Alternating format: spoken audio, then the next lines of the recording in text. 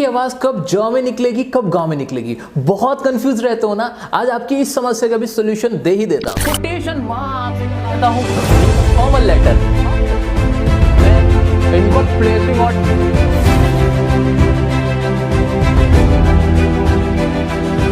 Welcome to your favourite channel dear sir.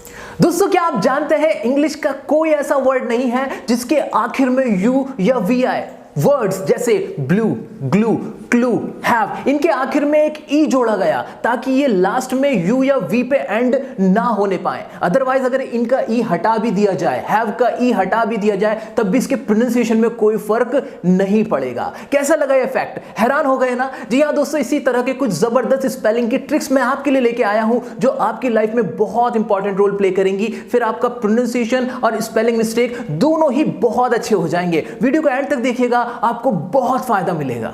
The most common confusion, जब हम singular से plural बनाते हैं तब किसके साथ सिर्फ एस लगता है और किसके साथ ईएस लगता है। फॉर एग्जांपल, बस को जब मैं बसेस लिखता हूं तो इसमें तो ईएस जुड़ जाता है, लेकिन जब चेयर से चेयर्स बनाता हूं तो इसमें सिर्फ एस लगता है। ऐसा कब होता है, क्यों होता है? साथ ही साथ जब हम प्रेजेंट इंडेफिनिट टेंस के अंदर मेन वर्ब की फर्स्ट फॉर्म के साथ एस या ईएस जोड़ते हैं, उसमें भी यही कंफ्यूजन होता है। किसी के साथ एस लगना होता है, किसी के साथ ईएस लगना होता है। इसका रूल क्या है दोस्तों? बिल्कुल बहुत ही सिंपल है इसका रूल। आपको कुछ नहीं करना, बस ये देख लेना जिस भी वर्ड के आखिर में ये लेटर आए, कौन कौन से, S, S H, C H, X, Z, तो उनके साथ तो ईएस जुड़ जाएगा, अदरवाइज एस लगेगा। फॉर एग्जाम्पल, बॉक्स, बॉक्स के लास्ट में जो लेटर यूज हुआ वो था एक्स, इसलिए इसके साथ ईएस जुड़ेगा जब हम इसको बॉक्सेस बनाएंगे। इसी तरह से कैट, कैट के लास्ट में टी लेटर था तो इसके साथ ईएस नहीं जुड़ेगा, सिर्फ एस लग जाएगा, कैट्स बन जाएगा। हो गया ना सिंपल? कोई कंफ्यूजन नहीं है ना? पहला रूल यहां पे खत्म होता है। बहुत ही सिंपल था, बहुत ही आसान था। दोस्तों, अब जो मैं आपको ट्रिक बताने वाला हूं वो आपके होश उड़ा देगी। दोस्तों, आप जानते हो कि हमारे 5 वॉवेल्स होते हैं, बाकी कॉन्सोनेंट्स होते हैं। ए, ई, आई, ओ, यू, ये हमारे वॉवेल्स होते हैं। ये आप सबको बहुत अच्छे से क्लियर है। अब मैं आपसे जो बात कहने वालों से बड़े ध्यान से सुनना। मैं आपसे कहना ये चाहता हूं कि जब भी कोई भी वर्ड जो एक सिलेबल का हो, एक सिलेबल का मतलब क्या होता है? उसमें सिर्फ एक आवाज निकले। फॉर एग्जाम्पल, इनसाइक्लोपीडिया, इसमें एक आवाज नहीं थी, इनसाइक्लोपीडिया, 3 तरह की आवाजें निकल रही थी। लेकिन मैंने कहा कॉल, कॉल में सिर्फ एक ही आवाज है। कैट, एक ही आवाज है, यानी मैं कह सकता हूं एक सिलेबल वाले वर्ड है। तो याद ये रखना है कि जब भी कोई एक सिलेबल वाला वर्ड हो और उसमें सिर्फ एक वॉवेल का इस्तेमाल हो रहा हो, यानी एक आई, एक ई या एक ओ या कोई एक यू का इस्तेमाल हो रहा हो और लास्ट में एल आ रहा हो, क्या कहा मैंने? कोई ऐसा वर्ड है जो एक सिलेबल का है, उसमें एक वॉवेल का इस्तेमाल हो रहा है बट लास्ट में एल का इस्तेमाल हो रहा है, तो उस एल के साथ एक और एल जुड़ जाता है।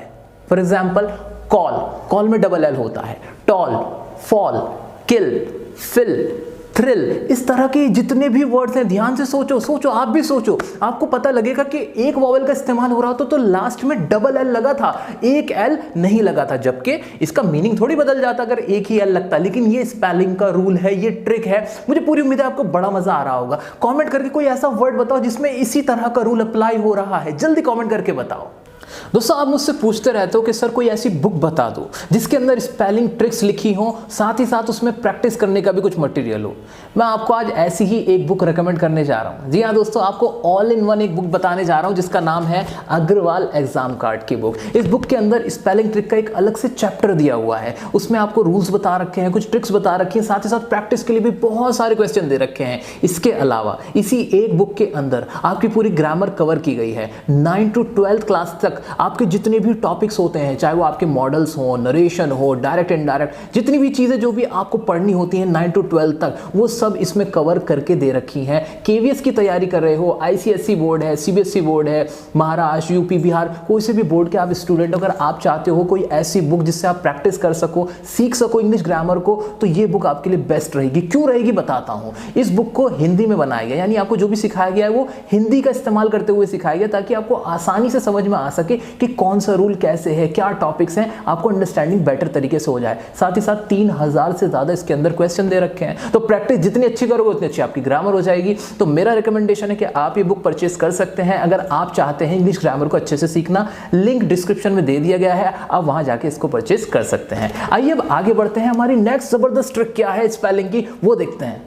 दोस्तों जी की आवाज कब ज में निकलेगी, कब ग में निकलेगी, बहुत कंफ्यूज रहते हो ना। आज आपकी इस समस्या का भी सोल्यूशन दे ही देता हूं। आपको बस एक चीज याद रखनी है, जब भी जी के बाद ई, आई या वाई आए तो इसकी आवाज ज में निकलेगी, अदरवाइज ग में निकलेगी। फॉर एग्जाम्पल जेंटल, जेंटल में जी के बाद ई आया था इसलिए इसकी आवाज ज में निकली, जेंटल। इसी तरह से जॉम्स, जॉम्स में भी जी के बाद ई आया तो इसकी आवाज ज में निकल गई। इसी तरह जिम, जी के बाद वाई आया था, मैं समझ गया कि इसकी आवाज ज में निकलनी है। और अगर जी के बाद ई, आई या वाई नहीं आता है तो इसकी आवाज ग में निकलेगी। फॉर एग्जाम्पल ग्राम, ग्राम में क्या होता है, जी के बाद आर आया तो मैं समझ गया इसकी आवाज ग में निकलेगी। गेम, गेम में जी के बाद ई आया, गेम बन गया। इसी तरह से ग्लो, ग्लो में जी के बाद एल आया था इसलिए इसकी आवाज ग में निकली। है ना मजेदार ट्रिक? लेकिन अभी आपने ध्यान नहीं दिया। आप अगर फोकस कर रहे हैं तो आपको एक सवाल जरूर आया होगा, सर कुछ ऐसे वर्ड हैं जहां ये रूल अप्लाई ही नहीं हो रहा। फॉर एग्जाम्पल गिव, गिव में तो जी के बाद आई आया था, यहां जी की आवाज ग में क्यों निकली? इसी तरह से गर्ल, इसी तरह से गेट, इसमें क्या लॉजिक है? यहां तो ये रूल अप्लाई ही नहीं हो रहा। दोस्तों आपकी नॉलेज के लिए बता देता हूं, ये सभी वर्ड्स जर्मन वर्ड्स हैं और जो मैंने आपको रूल बताया वो इंग्लिश वर्ड्स के लिए था। तो कुछ एक्सेप्शंस हैं, वो एक्सेप्शन इसलिए है क्योंकि वो इंग्लिश के वर्ड्स ही नहीं है, वो किसी और लैंग्वेज के वर्ड हैं, जर्मन वर्ड्स हैं ज्यादातर, जहां ये रूल अप्लाई नहीं हो रहा। अदरवाइज ये रूल हर जगह अप्लाई हो रहा है। उम्मीद है अब आपको बहुत अच्छे से क्लियर हो गया क्योंकि जी की आवाज ज में निकलेगी या फिर ग में निकलेगी। अब आप भी इसी तरह से इस ट्रिक को याद करते हुए स्पेलिंग को याद रखेंगे और प्रोनाउंसिएशन को अच्छे से प्रोनाउंस करेंगे।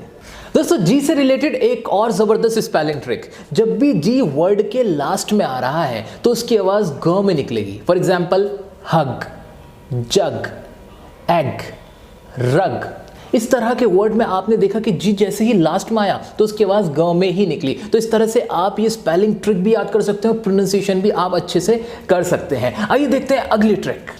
दोस्तों टेस्ट को जब मैं टेस्टी लिखता हूं तो इस टेस्ट के जो लास्ट में ई था वो हट जाता है। ऐसे ही आइस को अगर मैं आईसी बोलूं तो आइस के भी लास्ट में जो ई होता है वो हट के आईसी बन जाता है। ऐसा कब होता है और क्यों होता है? याद रखिएगा, जो भी हमारे नाउन, ये सब हमारे क्या थे, नाउन थे, और नाउन के आखिर में अगर ई आता है, क्या आता है, ई आता है, और हमें उसके साथ वाई लगाना होता है, जैसे कि टेस्ट को टेस्टी बनाना होता है, आइस को आईसी बनाना होता है, ऐसे एबल को एबली बनाना होता है, तो इस तरह की सिचुएशन में वो ई हमेशा हट जाएगा। ऐसे ही नॉइज, नॉइज मतलब शोर हो जाता है। अब मेरे को बोल रहा हूं नॉइजी, तो कभी भी इसके साथ ई मत लगाना, याद रखना। तो ये एक और ट्रिक थी जो मुझे पूरी उम्मीद है कि आपको बहुत मजेदार लगी होगी। आइए एक और ट्रिक देखते हैं। Guys you must have heard a word happily.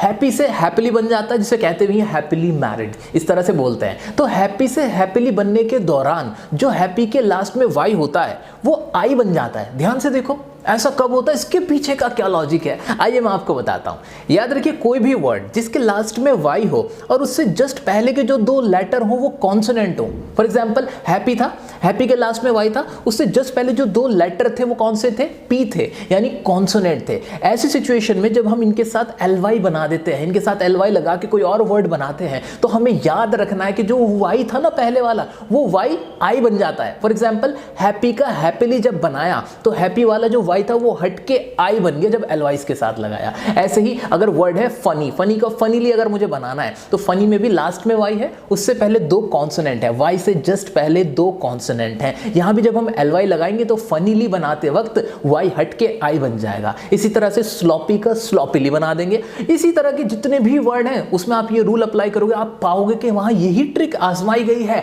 यही लॉजिक वहां पे फॉलो किया गया है। दोस्तों मुझे पूरी उम्मीद है कि आपको ये वाली ट्रिक भी बहुत मजेदार लगी होगी और जितने भी आज मैंने आपको tricks and rules and facts बताए हैं आपको उन्हें जान के बड़ा मजा आया होगा। इससे पहले भी आपके लिए मैंने स्पेलिंग ट्रिक की एक वीडियो बना रखी है, वो चाहो तो वो भी देख सकते हो और अपनी स्पेलिंग की जितनी भी गलतियां हैं वो दूर कर सकते हो। अब आपके लिए होमवर्क, आपको कुछ नहीं करना, बस मुझे एक वर्ड बता दो, ट्रूली की स्पेलिंग क्या होती है? जल्दी से कमेंट करके बताओ। वीडियो को लाइक करो, अपने सभी दोस्तों के साथ शेयर कर देना भाई। बहुत अच्छी और मेहनत के साथ आपके लिए वीडियो बनाई गई है। मुझे लगता है कि आपको बड़ा मजा आया होगा, मुझे बड़ा मजा आया आपको ये सब सिखा के। चैनल को अगर सब्सक्राइब नहीं किया तो जल्दी से सब्सक्राइब करो। अगर इंस्टाग्राम पे कोई भी डाउट आता है, स्टिल अगर आपको मुझसे कुछ पूछना हो, पर्सनल में पूछना हो, तो आप मुझे फॉलो कर सकते हैं इंस्टाग्राम पे डियर सर काशिफ की आईडी से। हमारी न्यू अपडेट्स के लिए आप हमारे ऑफिशियल इंस्टाग्राम को फॉलो कर सकते हैं। चैनल को सब्सक्राइब कीजिए, अपने दोस्तों के साथ बताइए और अच्छे अच्छे कंटेंट के लिए हमारी वीडियोस को देखते रहिए। मिलते हैं नेक्स्ट टॉपिक पे किसी नेक्स्ट वीडियो के साथ, तब तक के लिए बने रहें डियर सर के साथ।